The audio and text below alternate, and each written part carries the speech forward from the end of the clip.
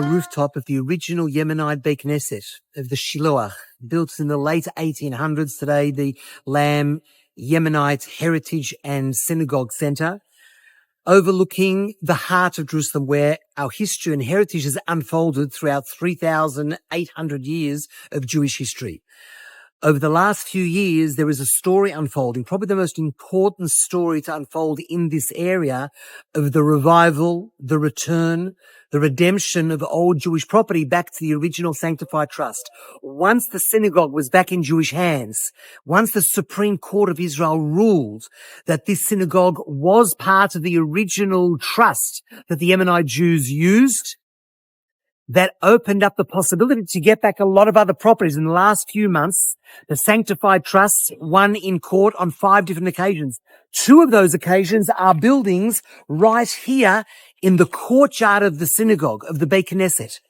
2 buildings, totally destroyed, needs to be renovated, but can add 5 families. 5 families, and who knows how many children, to change the dynamics, to add greater Jewish presence. There may be the Al-Aqsa flood taking place at the moment, and not everyone can fight at the war front, not in Gaza, not in Lebanon, but we can fight for Jerusalem. We can add Jewish life. We can strengthen Jewish presence here. That's the way that we can fight and keep Jerusalem in Jewish hands. So we'll go down maybe and even have a look at the 2 buildings themselves, one in the courtyard and one right behind, which was part of the lower level of the original Yemenite Trust. Something very special and a way for you to fight and survive this Al-Aqsa flood.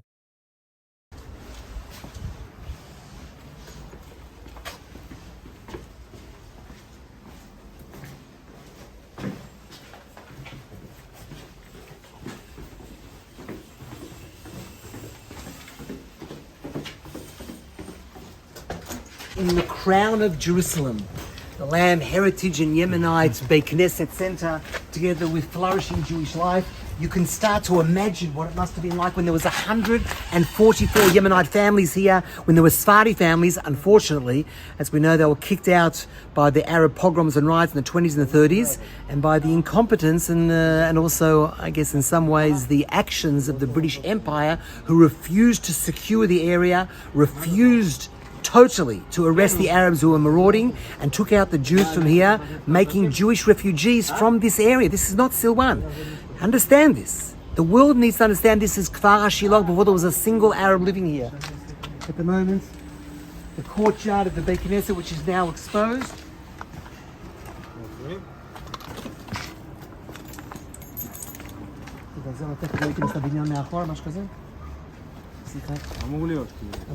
Okay. David, it's a big step, careful. You have to show how difficult the whole thing is getting down here. One of the buildings totally destroyed, but we can add a Jewish family here. It's a lot of work that needs to be done. Of course, on the roof, the whole place is cracked up. God willing.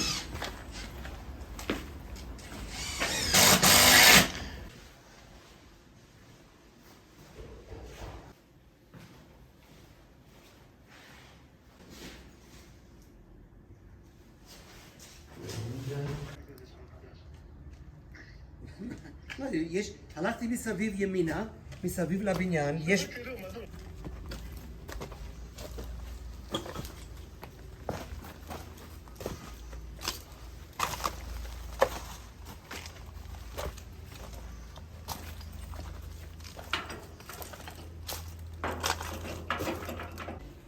So we're in the middle of one of the buildings here. As you can see, a lot of work needs to be done. The Arabs who left here after they lost the court case of being illegal squatters literally pulled apart the whole building, started smashing walls and doors, literally pulled apart everything slowly but surely. This is just unbelievable, but God willing, we can make the difference. You can make the difference. We can add 5 apartments to this area and really change the dynamics of all the Jewish life in the area, God willing, around the whole of the Sanctified Trust. This is the way we're fighting for Jerusalem. They say we're going to march on Jerusalem. They say they want Al-Quds, they want Al-Aqsa, the Al-Aqsa flood. It's not going to happen. It's not going to happen because the Lion of Judah has risen. We understand who the enemy is, and we're fighting as the indigenous people for this small piece of land that Abraham received from God, and he passed on to Isaac and then to Jacob. And today the Jewish people have returned home.